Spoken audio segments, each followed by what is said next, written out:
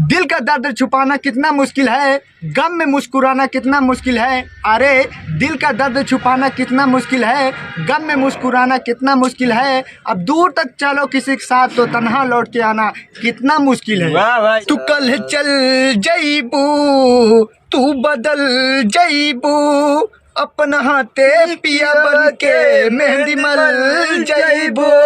तू कल चल जईबू, तू बदल जईबू, अपना हाथे पिया बन के मेहंदी मल जईबू।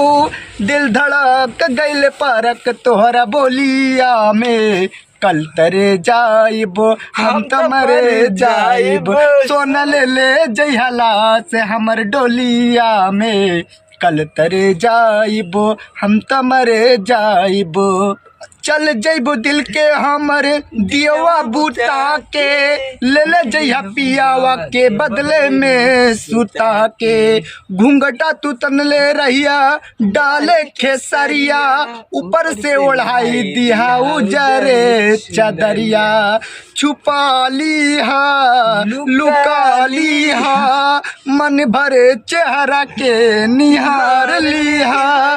तू तार दिया पियावा के डोलिया में, कल चल जाइबो हम तो मरे जाइबो। सोना ले जइहला से हमर डोलिया में, कल तरे जाइबो हम तो मरे जाइबो। नमस्ते दोस्तों, ये वीडियो कैसी लगी कमेंट बॉक्स में जरूर बताना दोस्तों।